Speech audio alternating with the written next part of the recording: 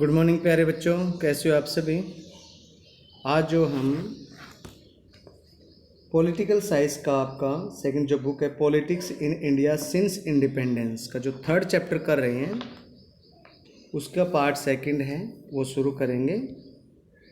तो हमने जो अभी तक किया था वो हमने उसका सेकंड पार्ट है जो हमारा द अर्ली इनिशिएटिव, यहाँ से शुरू होते हैं।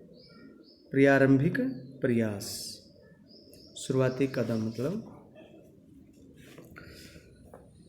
As the USSR, the planning commission of India opted for 5 years plans FYP। जैसा कि सोवियत संघ रूस में USSR में प्लानिंग कमीशन है, उसी तरीके से भारत में भी एक प्लानिंग कमीशन है, वो अडॉप्ट कर लिया गया वहाँ से। उसी तरीके से वो एक ऑप्ट कर लिया जो 5 years, जिसमें योजनाएं जो 5 years के लिए बनाई गई, जिसको शॉर्ट फॉर्म में हम FYP कहते हैं। The idea is very simple. The government of India prepares a document that has a plan for all it's income and expenditure for the next 5 years। जो ये आइडिया था बड़ा साधारण सा था। इसमें जो भारत की सरकार है वो एक दस्तावेज़ तैयार करती थी, डॉक्यूमेंट, जिसमें उसका एक प्लान था, has a plan for all it's income and expenditure for the next 5 years, जिसमें वो अगले आने वाले जो 5 साल हैं उनमें जो इनकम है, एक तो इनकम और साथ में ही जो एक्सपेंडिचर होगा, उन दोनों का एक ब्यौरा उसके अंदर रखा जाएगा। वो प्लान है वह कैसे वो एग्जीक्यूट करेगा। उसमें इनकम और जो एक्सपेंडिचर होंगे भारत के विकास से संबंधित, वो सारे के सारे वहाँ पे उनका ब्यौरा रखा जाएगा। तो ये सोवियत संघ रूस से लिया गया ऐसे 5 year ये जो प्लान था, प्लानिंग कमीशन था जो भारत का, ये हमने सोवियत संघ रूस की तर्ज पर ये काम शुरू कर दिया, प्लानिंग कमीशन का भारत में।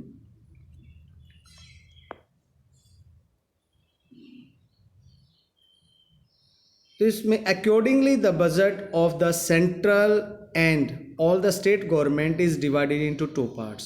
सारा का सारा बजट था जो वो केंद्र सरकार का या फिर वो जो स्टेट गवर्नमेंट का था, वो 2 भागों में बांट दिया इक्वली नहीं, वो 2 भागों में बांट दिया गया रेशियो के हिसाब से।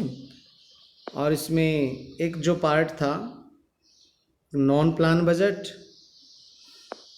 जिसमें कोई योजना नहीं थी खर्च करने में, किस तरीके से उसको खर्च किया जाएगा, मतलब जरूरत के हिसाब से जिसको खर्च किया जाना था रूटीन में, on routine items, on yearly basis पे था, ये वार्षिक आधार पे खर्च करना। और दूसरा था वो हमारा प्लान बजट था, that is spent on A 5 year basis, जिसको 5 वर्ष के आधार पे खर्च किया जाना था, as per the priorities fixed by the plan. जैसे उस प्लान के अंतर्गत जो प्रायोरिटीज बनाई गई थी तो उन्हीं के आधार पे वो खर्च किया जाना था, एक 5 year के लिए और एक 1 year के लिए और एक 5 year के लिए जो योजनाएं थी उन पे खर्च किया जाना। 1 year में अचानक से जैसे कोई आपत्ति आ जाए, युद्ध हो या कोई बीमारी या फिर कोई अचानक से कोई विकास का छोटा मोटा टूट फूट है, जैसे कहीं पे कोई किसी डिपार्टमेंट में, किसी मंत्रालय में, तो उनमें वो सालाना खर्च के लिए एक खर्च होता था। और एक जो 5 year था कि भाई 5 year में एक निश्चित पैसा है, एक निश्चित रकम अमाउंट है, उसको किसी निश्चित उस अमाउंट को 5 year के लिए वो खर्च किया जाता था। जैसे आप स्वास्थ्य के लिए, हेल्थ के लिए कितना खर्च करेंगे, रेलवे के लिए कितना खर्च करेंगे, तो सब ये 5 year प्लान जो फिक्स्ड प्लान था उसके अंतर्गत ये चीज़ें आती थी फिक्स्ड प्लान में। A 5 year plan has the advantage of permitting the government to focus on the larger picture and make long-term intervention in the economy। तो जो ये 5 year प्लान था, इसके तहत जो सरकार है हर 5 साल की अवधि के लिए उसको खर्च करना था, और पंचवर्षीय जो योजना थी जो खर्चा करना था उसमें अमल करने का एक फ़ायदा ये भी था कि सरकार के सामने एक अर्थव्यवस्था की ऐसी बड़ी तस्वीर होती थी कि वह अर्थव्यवस्था में लंबे समय तक हस्तक्षेप कर सकती थी, इंटरवेंशन उसमें कर सकती थी। तो इससे मैं पता लगा, एक तो बात ये स्पष्ट हो जाती है कि सोवियत संघ की तरह भारत के जो योजना आयोग है वो भी 5 वर्ष की तरह, 5 वर्षों के लिए योजना है उसकी तरह वो काम कर रहा है। सेकेंडली कि इसमें एक दस्तावेज़ तैयार किया गवर्नमेंट ने, सरकार, भारत सरकार ने, जिसमें वो अगले आने वाले 5 वर्ष थे उसके लिए उसकी कितनी आमदनी है और कितना वो खर्च है वो करेगी, इसकी योजना थी उसके अंदर। तो केंद्र सरकार और सभी जो राज्य सरकार, बजट के 2 हिस्सों में उनको बांटा गया। एक हिस्सा जो गैर योजना के लिए यूज़ किया गया, भाई गैर योजना कोई नॉन प्लान है, वो एक्सपेंडिचर उसमें किया गया, और जो दूसरा हिस्सा था वो योजना के तहत खर्च किया जाना था, जिसमें जितनी भी प्राथमिकताएं थी उनको ध्यान में रखते हुए अगले 5 साल की अवधि के लिए वो पैसा खर्च होना था। तो इस तरीके से ये योजना तैयार हो गई।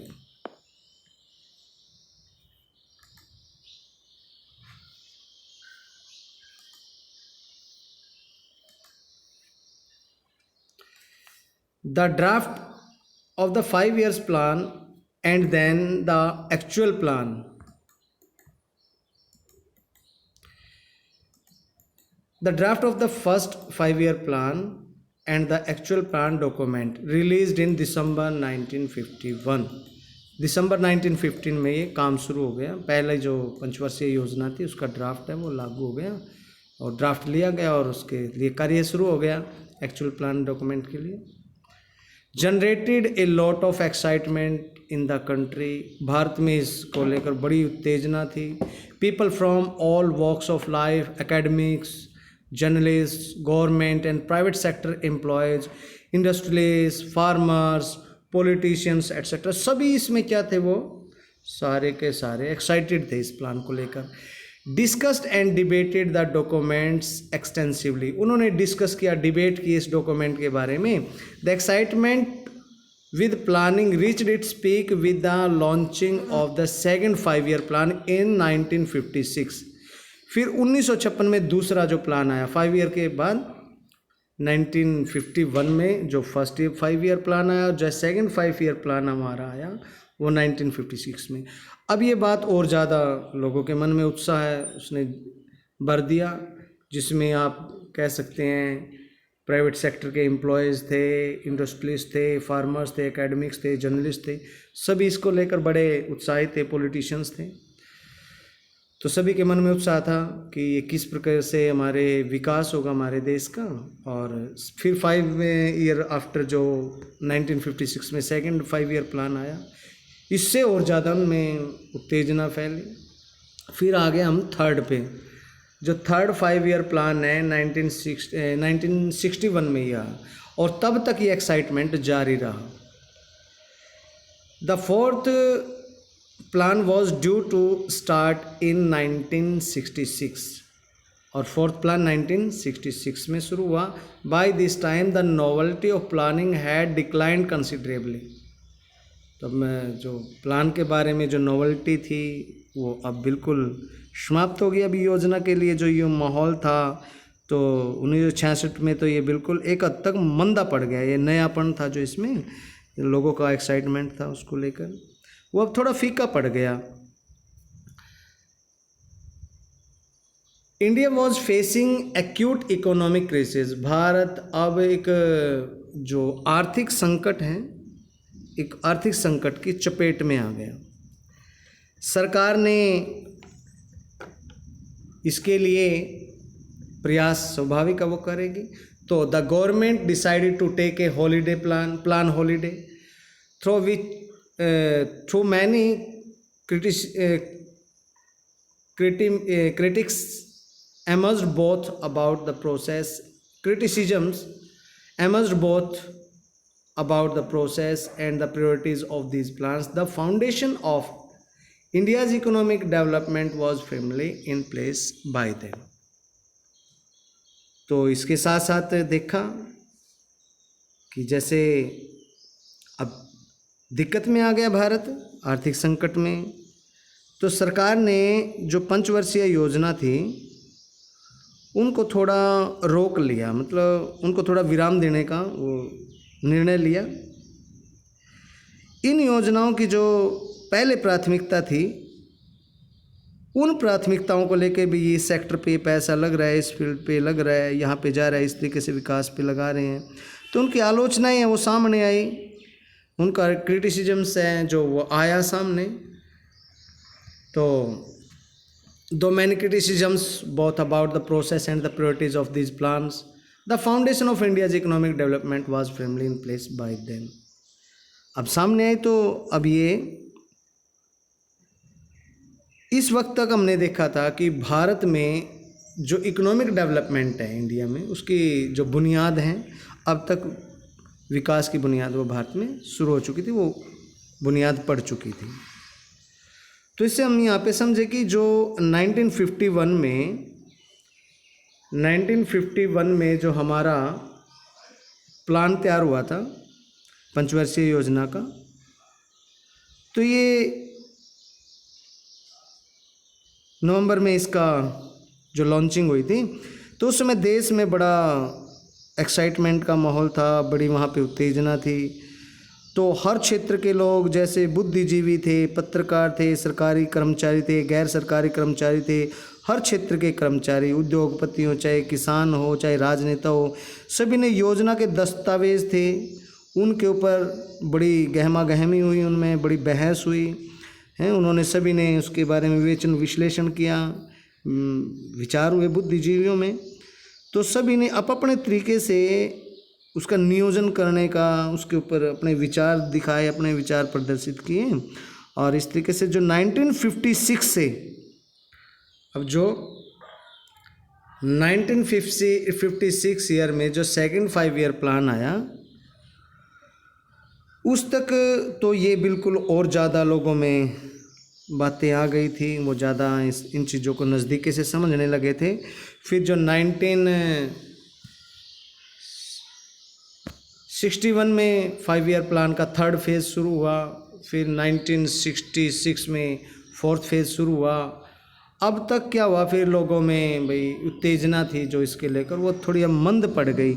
और इसी समय जो भारत एक इकोनॉमिक क्राइसिस जो उसको फेस कर रहा था, उसमें दिक्कतें आ रही थी, क्योंकि आर्थिक संकट की चपेट में आ चुका था भारत।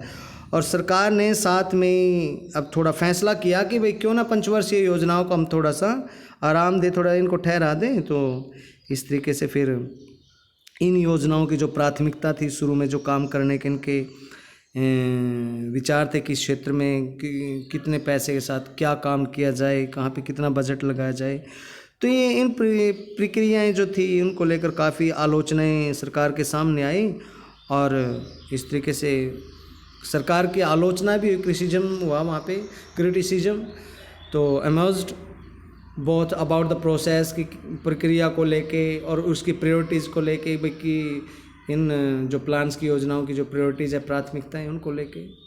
लेकिन अब ये बात एक तय थी कि भारत में विकास की नींव वो दृढ़ हो चुकी थी, वो पड़ चुकी थी, इसमें अब कोई डाउट नहीं था।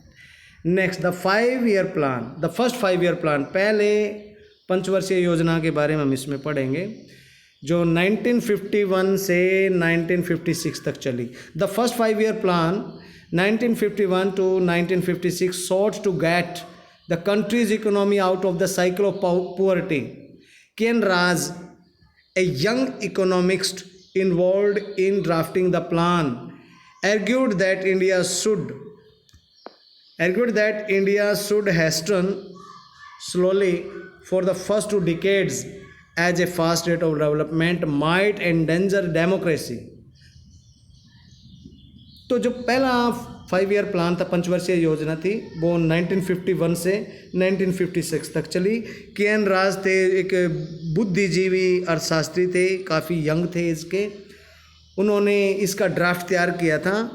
उन्होंने एक तर्क दिया था, और तर्क क्या दिया उन्होंने, आर्ग्यूड किया कि दैट इंडिया शुड हैस्टन स्लोली, कि भारत को प्रगति के रास्ते पे धीरे धीरे बढ़ना चाहिए, एकदम से नहीं, कितने गति से।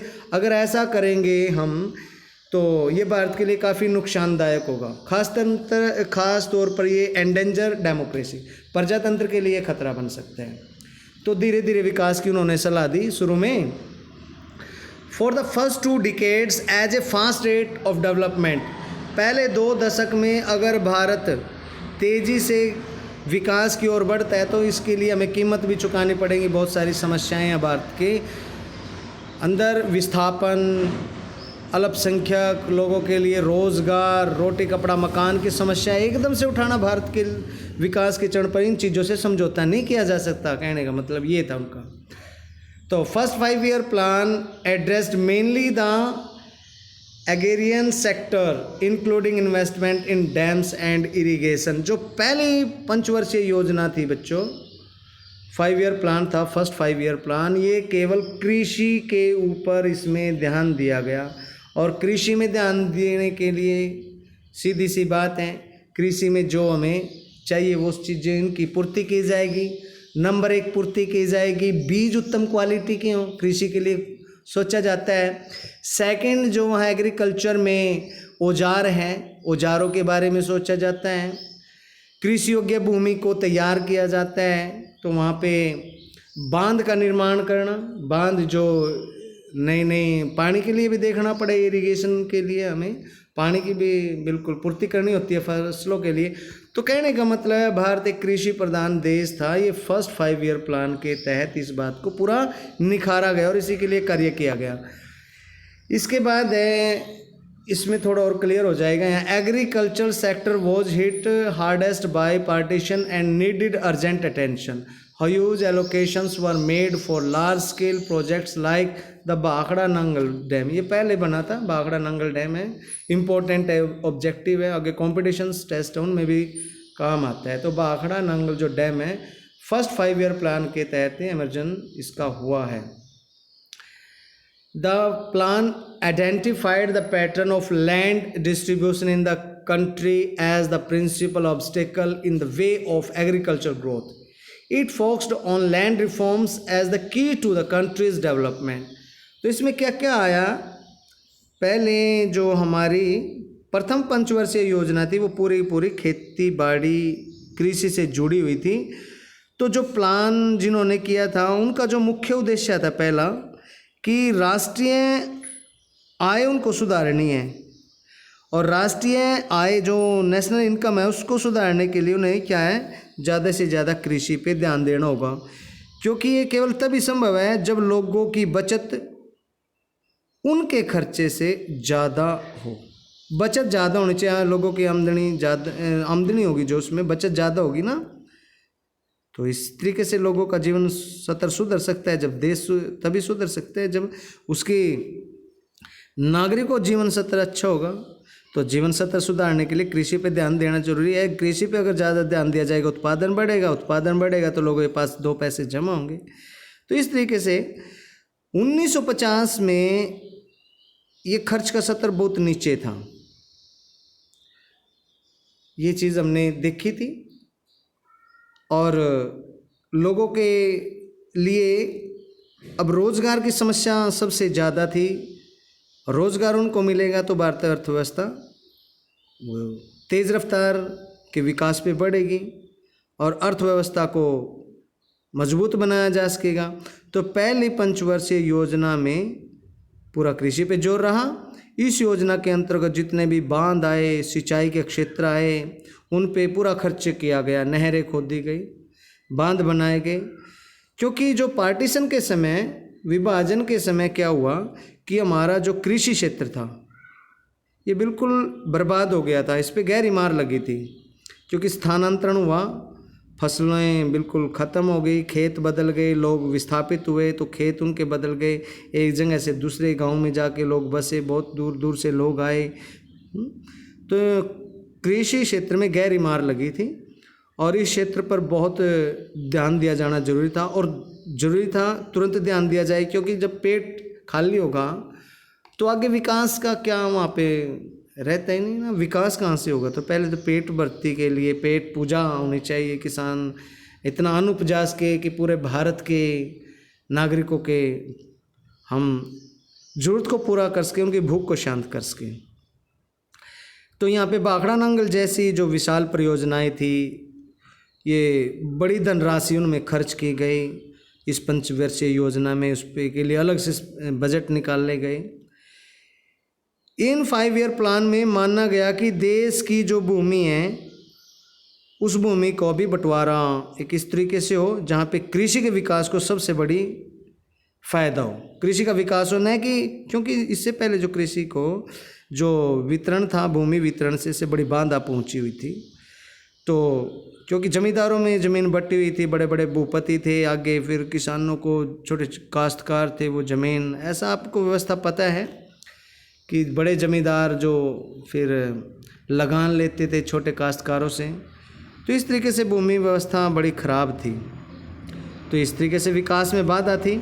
इस भूमि योजना में भूमि सुधार पर जोर दिया गया, उसे देश के विकास की बुनियादी चीज़ माना गया।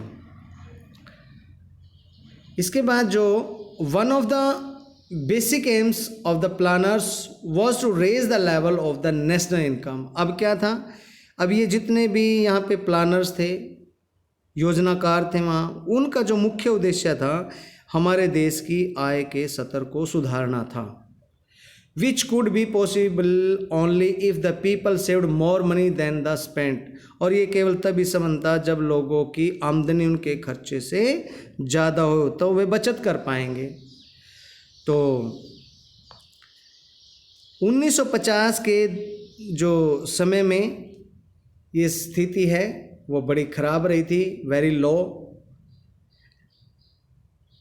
As the basis level of spending was very low in 1950, it could not be reduced anymore।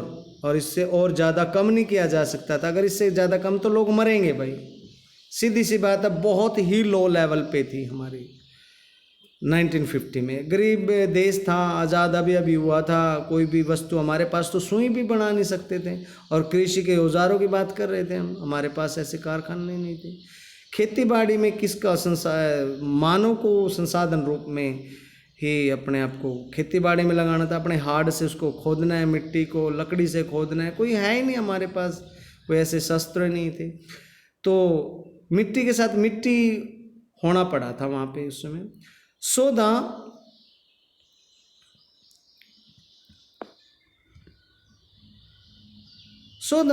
planners sought to push saving up. That too was difficult as the total capital stock in the country was rather low compared to the total number of employable people. Nevertheless, people's saving did rise in the first phase of the planned process until the end of the third 5-year plan. But the rise was not as spectacular as was expected at the beginning of the first year plan. Later, from the early 1960s till the early 1970s, the proportion of saving in the country actually dropped consistently.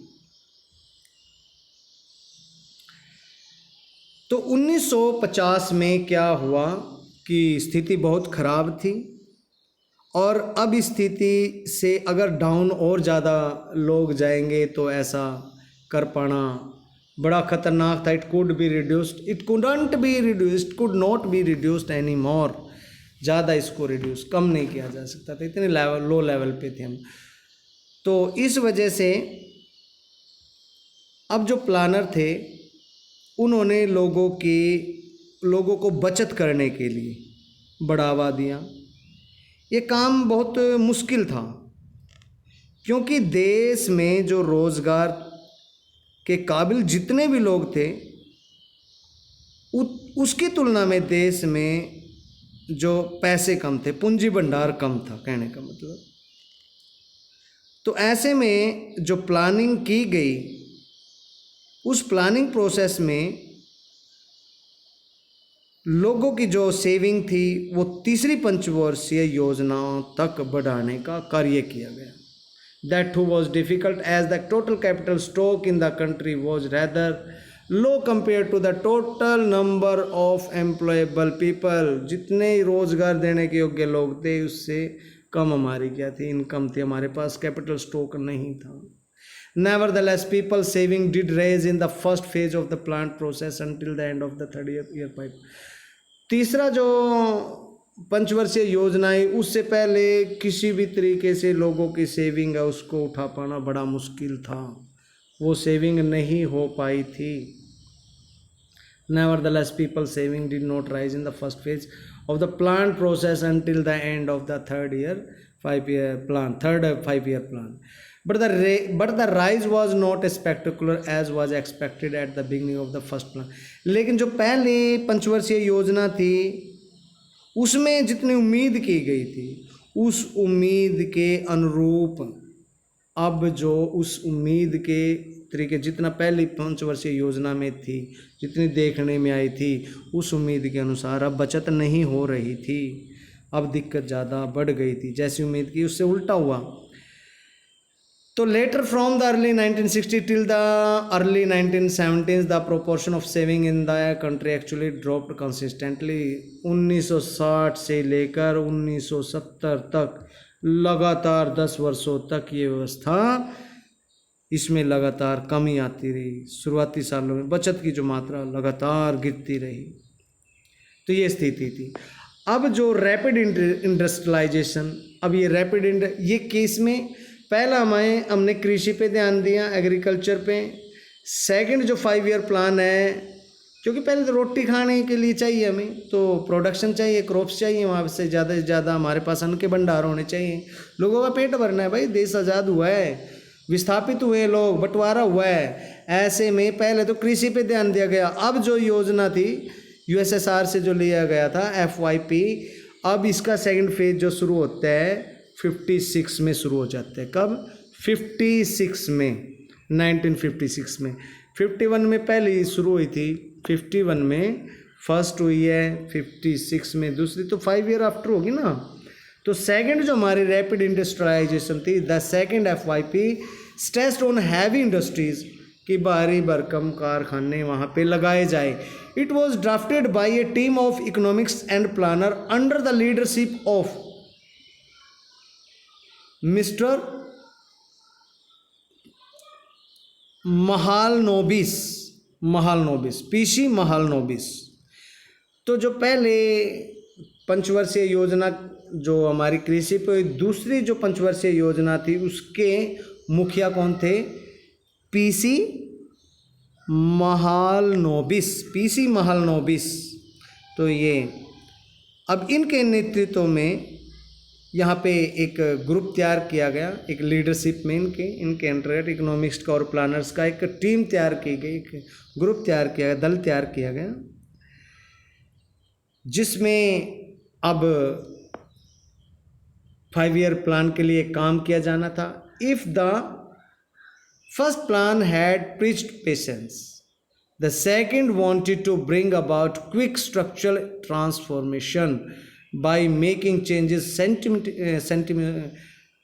simultaneously in all possible directions. Before this plan was finalized, the Congress Party at its session held at Avoy near the then Madras city passed an important resolution. It declared that socialist pattern of society was its goal. This was reflected in the second plan. The government imposed substantial tariffs on imports in order to protect domestic industries. Such protected environment helped both public and private sectors industries to grow. As savings and investments were growing in this period, a bulk of these industries like electricity, railways, steel, machineries, and communication could be developed in the public sector. Indeed, such a push of industrialization marked a turning point in India's development. तो अब जो दूसरी पंचवर्षीय योजना थी, अब उसके लागू करना जरूरी था क्योंकि इंडस्ट्रीज़ का भी लेवल बढ़ाया जाना था। तो इनका पूरा फोकस किस पे रहा, simultaneously in all possible direction में इनका जो structural transformation making changes. Second wanted to bring about quick structural transformation. पहले का ध्यान किस पे रहा था, first plan had preached patience. पहले का जो ध्यान था वो कृषि के ऊपर था, तो इन्होंने धैर्य रखा, इनकी योजना मूल मंत्र था धैर्य धीरज। लेकिन दूसरी जो थी वो बड़ी स्पीड से की गई। पहले में क्या था, बड़े स्लो धीरे धीरे चलना था क्योंकि डेमोक्रेसी है, नए नए देश समतर्त हुआ है। और दूसरी में अब to bring about quick structural transformation by making changes simultaneously in all possible directions. जितने भी वहाँ पे संभव क्षेत्र थे सभी के अंदर तेजी से एक जो संरचना में बदलाव करने का वहाँ पे विचार किया गया।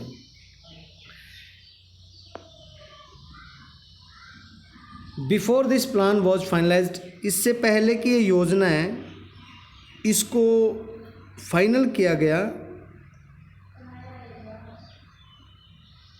The Congress party at its session held at Avadi near the Madras city. Madras शहर के बाद जो कांग्रेस ने एक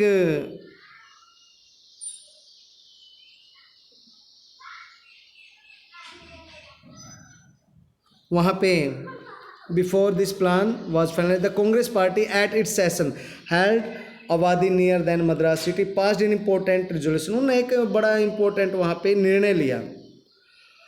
it declared that the socialist pattern of society was its goal. उन्होंने अब ये घोषणा कर दी कि सोशलिस्ट जो पैटर्न है समाज का, समाजवादी जो ढांचा है समाज का, वो इनका उद्देश्य है कांग्रेस का।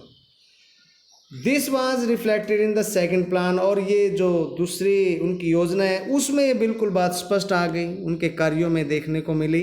The government imposed substantial tariffs on imports in order to protect domestic industries.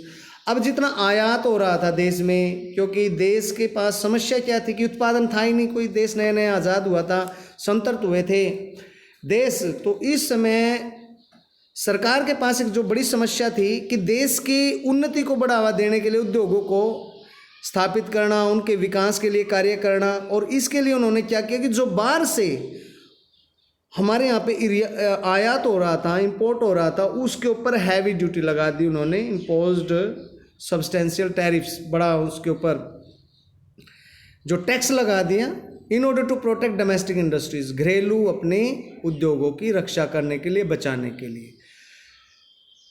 Such industries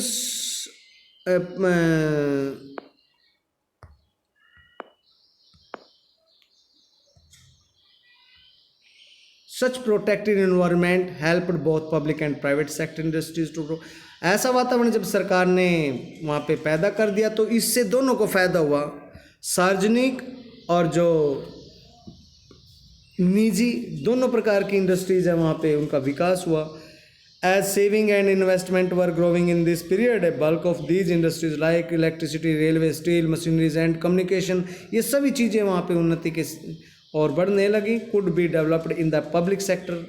तो ये indeed such a push of industrialisation marked a turning point in India's development. इस प्रकार का जो जैसे हमने देखा कि बिजली में, रेलवे में, स्टील इंडस्ट्री में, मशीनरी में, कम्युनिकेशन इंडस्ट्री में, सभी जगह पर जो पब्लिक सेक्टर में विकास किया गया।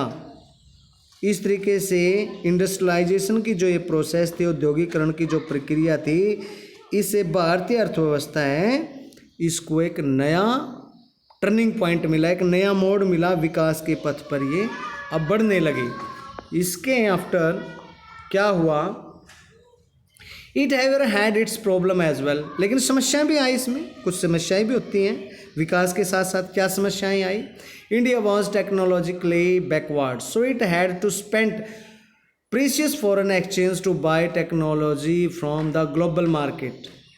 अब इनको अंतर्राष्ट्रीय मार्केट से, बाजार से भारत को टेक्नोलॉजी खरीदनी थी, क्योंकि मशीनें तो थी नहीं हमारे पास। ये बड़ा ड्रॉबैक था, हमारे लिए बड़ी दिक्कत थी। कहाँ से लेके आए टेक्नोलॉजी? अब मशीनें चाहिए कपड़ा बनाने के लिए, औजार बनाने के लिए।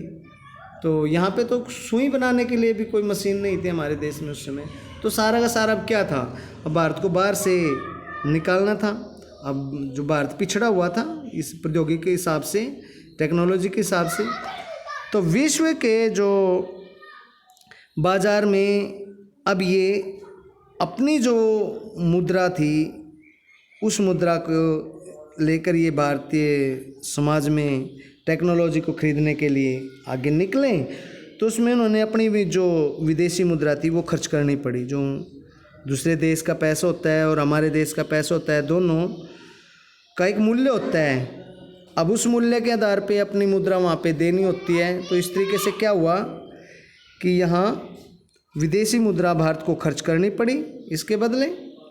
That apart as industry attracted more investment than agriculture. अब इससे क्या हुआ, that apart as industry attracted more investment than agriculture, possibility of food shortage loomed large. The Indian planners found balancing industry and agriculture really difficult. The third plan was not significantly different from the second. Critics pointed out that the plan strategies from this time around displayed an unmistakable urban bias. Others thought that industry was wrongly given priority over agriculture. There were also those who wanted focus on agriculture related industries rather than heavy ones. तो इसके साथ जो समस्याएं आई, एक तो सबसे बड़ी समस्या ये थी कि भारत है टेक्नोलॉजी के क्षेत्र में पिछड़ा हुआ था, दूसरे राष्ट्रों पर निर्भर था। ऐसे में भारत को विदेशी मुद्रा खर्च करनी पड़ी वहाँ पे बहुत ज़्यादा टेक्नोलॉजी खरीदने के लिए। जो हमारी इंडस्ट्रीज़ थी वो हमारी कृषि के बजाय, हमारे एग्रीकल्चर के बजाय ज़्यादा निवेश है उसमें हो गया था हमारा कृषि में, क्योंकि लोग खेती बाड़ी ज़्यादा पसंद करते थे। यहाँ पे उसके लिए ज़्यादा माहौल था, तो वहाँ पे ज़्यादा खर्च करने के लिए आकर्षित थे। तो ऐसे में अगर न करें तो वहाँ पे हमारे पास फूड शॉर्टेज की समस्या थी। अगर न हम कृषि पे खर्च करें तो कैसे करें फिर? ऐसे अगर इंडस्ट्री पे पैसा खर्च कर दें, डेवलपमेंट पे, विकास पे, तो खाना कहाँ से खाएंगे? फूड शॉर्टेज की वहाँ पे एक समस्या थी। अब जो ये भारत में जितने भी योजनाकार थे, इन्होंने एक दोनों के बीच में बैलेंस बनाने के लिए, दोनों के बीच में एक बिल्कुल संतुलन देने के लिए प्रयास करने शुरू कर दिए। इसमें जो थर्ड ईयर प्लान था हमारा, तीसरी जो पंचवर्षीय योजना थी, वो दूसरी जो पंचवर्षीय योजना से ज़्यादा अलग नहीं थी। यहाँ पे बुद्धिजीवियों ने ध्यान दिलाया कि ये जो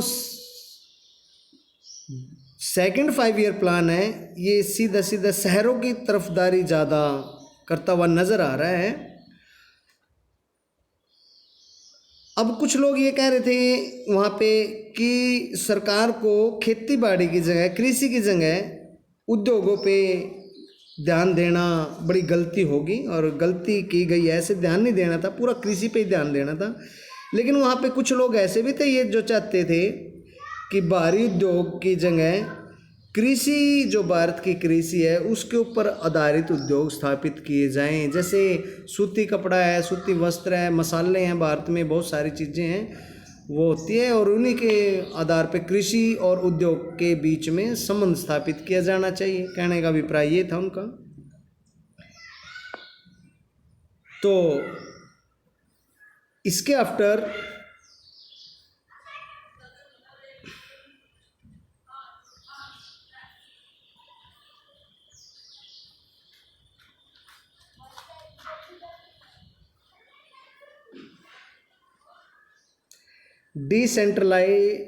डिसेंट्रलाइज्ड प्लानिंग, इसको भी अभी देखते हैं, पहले एक बार ये पूरा कर लें हम। एग्रीकल्चर वर्सेज इंडस्ट्री, इससे पहले थोड़ा सा ऊपर रह गया, the strategy of development followed in early years, देख लेते हैं, थोड़ा बहुत कुछ छूटा तो ना हो हमसे। स्क्रीन छोटी होती है, मोबाइल से पढ़ाना बड़ा दिक्कत का काम होता है, फिर रिफ्लेक्शन होती है, इस पर वो दिखाई नहीं देता, कभी कभी है जो आपके वर्ड्स है वो फेंटेड दिखाई देते हैं, धुंधले धुंधले से, जिससे हम ठीक से रीड आउट नहीं हो पाता, तो ये भी प्रॉब्लम बनती है। कोई बात नहीं, प्रॉब्लम से कुछ नहीं होता, सॉल्यूशन से सब कुछ होता है। तो रैपिड इंडस्ट्रियलाइजेशन, ये जो पॉइंट है हमने ये कर लिया है अभी, और कर लिया है बिल्कुल, हाँ कर लिया ये। Second FYP stressed on heavy industries, बिल्कुल कर लिया ये। Had to the problems as well, यहाँ पे हमने इसको करने के बाद साइड में देख लेते हैं, छूटा तो नहीं। Allocation in the first and second 5 year plans, यहाँ पे की कंट्रोवर्सीज, हाँ की कंट्रोवर्सीज मतलब विवाद वहाँ पे क्या थे, चलो। The strategies of development followed in the early years raised several important questions. Let us examine two of these disputes that continue to be relevant. तो पहले the strategy of development followed in early years, जो शुरू के वर्ष थे उनमें विकास की जो रणनीति थी वो चलती रही। रेज सेवरल इम्पोर्टेंट क्वेश्चंस, इससे कई महत्वपूर्ण प्रश्न भी वहाँ पे खड़े हुए, जैसे विकास के पथ पर बढ़ रहा था देश, प्लान वहाँ योजनाएं वो एग्जीक्यूट करी जा रही थी। तो let us examine two of these disputes that continue to be relevant. तो यहाँ पे कम से कम 2 जो विवाद हैं इनको हम डिस्कस करेंगे अभी। एग्रीकल्चर वर्सेस इंडस्ट्री, सबसे बड़ा डिस्प्यूट था खेती बाड़ी या उद्योग, किस चीज़ पे ज़्यादा ध्यान दिया जाए या दोनों पे बराबर दिया जाए, ये चीज़ अभी डिस्कस करेंगे। थोड़ा सा इधर ये पॉइंट है, एक बार इसको पढ़ लेते हैं, इंपॉर्टेंट बातें होती हैं, क्वेश्चंस आते हैं, 1-2 नंबर से इनसे पूछा जाता है, तो फिर भी थोड़ा अगर कुछ भी मिल जाते हैं इनमें तो अच्छा ही होगा, और नॉलेज के लिए बिल्कुल ज़रूरी है चीज़ें। तो मैं स्किप नहीं करता, अगर कोई आपको लगते हैं तो प्लीज़ वो मुझे फ़ोन से बताएं या जैसे भी हैं। तो चलो देख लेते हैं एक बार। डिसेंट्रलाइज्ड प्लानिंग मतलब एक ऐसी योजना जो डिसेंट्रलाइज्ड, विकेंद्रीकृत योजना। It is not necessary that all planning always has to be centralised, ये ज़रूरी नहीं है कि सारी की सारी योजनाएं एक जैसी हो, उनको सेंट्रलाइज्ड किया जा सके, एक ही जगह केंद्र उनको बनाया जा सके। Nor it is that planning is only about big industries and large projects, और न ये है कि हमें बड़े बड़े काम के लिए, प्रोजेक्ट्स के लिए या इंडस्ट्रीज़ के लिए ही प्लानिंग करनी चाहिए, छोटी चीज़ें भी बहुत प्लानिंग में काम आती है। और इसमें मेनली जैसे the Kerala model is the same, is the name given to the path. The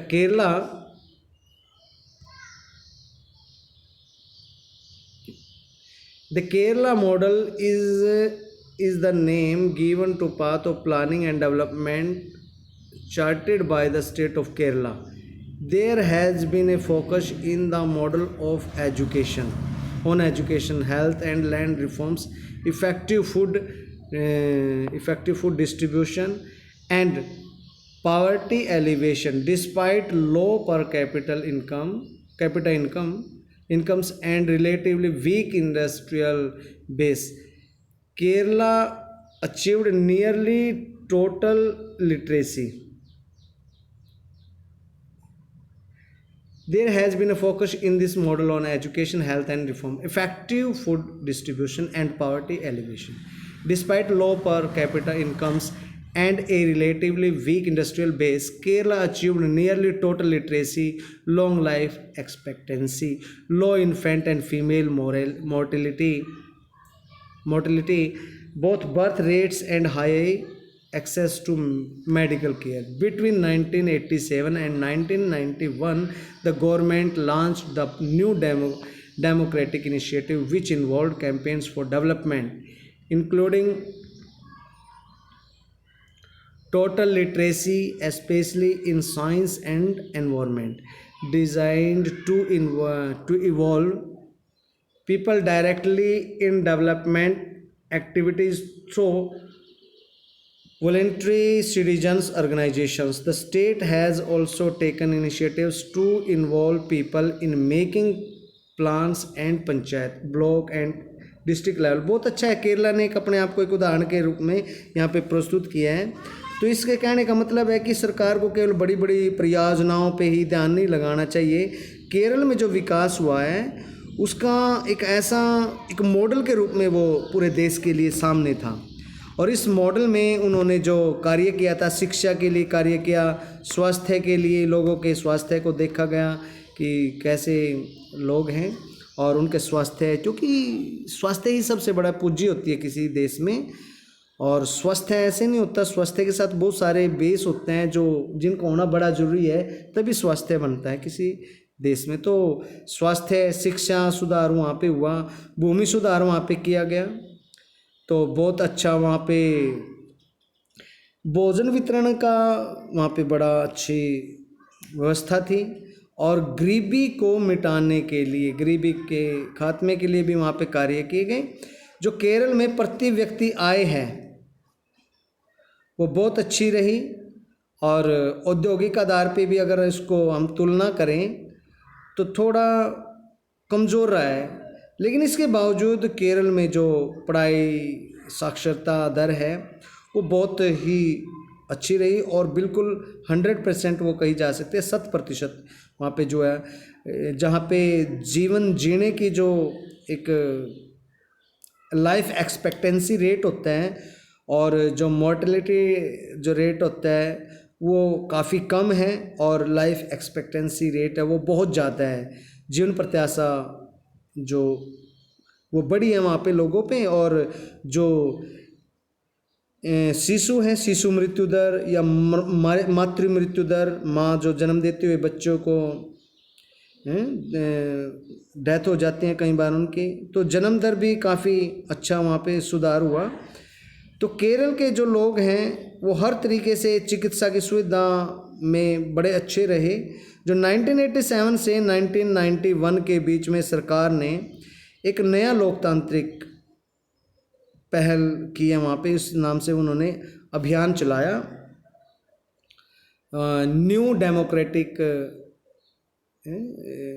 democratic initiative, ये जो उन्होंने लॉन्च किया, जिसमें उन्होंने बहुत सारे स्लोगन थे इसमें वो इंक्लूड किए. उन्होंने अभियान चलाया जिसमें विज्ञान और पर्यावरण के मामलों में लोगों को पूरी जानकारी हो, ऐसा उन्होंने अभियान चलाया. उन्होंने वहाँ पे देखा कि किस प्रकार से लोग हैं जो स्वयंसेवी नागरिक संगठनों के कार्यक्रमों में भाग ले रहे हैं, स्वयंसेवी नागरिक संगठन हैं, उनके सदस्य बन रहे हैं. और केरल ने इस बात के लिए भी प्रयास किए कि लोग पंचायत के माध्यम से अपने ब्लॉक स्तर पर, डिस्ट्रिक्ट लेवल पर कई योजनाएं वो बनाएं और फिर उनको लागू करें. तो ये बहुत ही अच्छे तरीके से वहाँ पे केरला ने बड़ा एक मॉडल तैयार वहाँ पे किया है. तो I think it would be sufficient for today. आज इतना काफ़ी है. तो नेक्स्ट वीडियो हम जो करेंगे एग्रीकल्चर वर्सेस इंडस्ट्री की, कृषि और खेती बाड़ी, कृषि पे ज़्यादा ध्यान दें या इंडस्ट्री पे, या दोनों को साथ साथ लेकर कैसे चला जाए, कैसे वो 5 ईयर प्लान्स में इन चीज़ों पे ध्यान दिया गया था. क्योंकि भारत की जो अर्थव्यवस्था थी बच्चों वो बहुत पिछड़ी हुई अर्थव्यवस्था है. यहाँ पे जो USSR से जो FYP 5 ईयर प्लान लिया है उसी के साथ पहले जो 1951 में प्लान एग्जीक्यूट किया गया कृषि पे, उस पर पूरा ध्यान दिया गया. तो इसमें बहुत अच्छे से हमने देखा कि खेती और ग्रामीण इलाकों में काफ़ी इसका सुधार कर पाए कृषि क्षेत्र में. और जो शहरी क्षेत्रों में जो दूसरी जो हमारी इंडस्ट्री है उसमें कृषि के बजाय ज़्यादा ध्यान जो हमारा विकास का चरण है वो खेती बाड़ी पे की बजाय हमारा उद्योग पे रहा है, शहरी विकास पे ज़्यादा रहा है. तो फिर इसमें कुछ कमियां भी आई हैं, देखा गया, तो इनसे सबक सीखा सरकार भी देखे कैसे भाई विकास के कार्य कर पाएंगे, तो इस तरीके से आगे देखा गया। फिर यहाँ पे जो हम पढ़ेंगे साथ ही कल को पब्लिक वर्सेस प्राइवेट सेक्टर, मतलब एक तो निजी होता है खुद का प्राइवेट, और एक होता है बेटा जो सार्वजनिक होता है, सार्वजनिक क्षेत्र जिसमें सभी लोगों के, किसी कारखाना, कोई स्कूल है कोई, या फिर कोई उद्योग है, इंडस्ट्री है, इनके बारे में हम बाकी कल को पढ़ेंगे। उम्मीद करता हूँ आप बहुत अच्छे से चैप्टर है वो कर रहे होंगे, पढ़ रहे होंगे। वीडियो देखने के बाद जो हर रोज़ है वो पढ़ेंगे, वो तभी आपका काम अच्छे से आपको समझ में आएगा। खाली वीडियो देख लेने से आप ये सोचते हैं कि कोई बात समझ में आ जाएगी या मेरे मन में रह जाएगी, वो गलत है।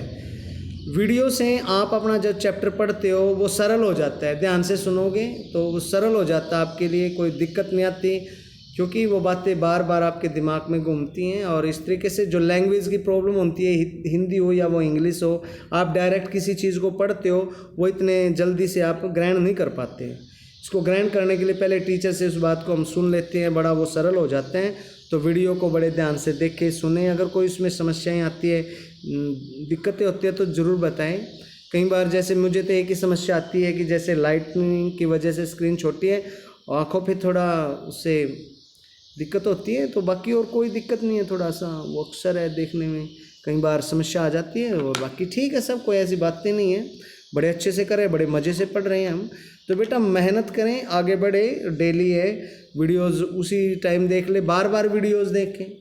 एक ये अपना समय जो ये सोचे भाई मैं 5 मिनट के लिए कोई भी काम होगा ना, आप सोचे भाई 5 मिनट बाद कर लूँगा, वो 5 मिनट कभी नहीं आएंगे। आप कभी आजमा के देख लेना इस चीज़ को। आपने सोचा कि ये वर्क है मेरा और मुझे करना है और इसको 5 मिनट बाद कर लूँगा, कभी नहीं होगा। और आप उस काम को तुरंत हाथों में लो और करना शुरू करो, तो वो काम हो जाएगा। दुनिया का कोई भी काम हो, और किसी भी काम को छोटा नहीं समझना चाहिए, क्योंकि वो काम छोटा नहीं होता। वो जब आप उसको इतना समय के साथ उसको पढ़ते हो ना कि भाई थोड़ा इसको 2 मिनट बाद देखूँगा या शाम को देखूँगा, अभी मेरे पास टाइम है, तो वो काम एक बड़ी समस्या बन जाता है आपके लिए। तो इस तरीके से न करें मेरे बच्चों, टाइम तुरंत दो अपने काम को और उसको करना शुरू करो। अभी क्या कर रहे हो, कोई इंपॉर्टेंट नहीं है आपके लिए, पढ़ाई से ज़्यादा कुछ भी इंपॉर्टेंट नहीं है मेरे बच्चों। बड़े सजग रहो, अवेयर रहो, और अवेयरनेस के साथ अपनी पढ़ाई वो जारी रखो। Thank you, that's enough for today. Have a nice day. May God Saraswati bless you.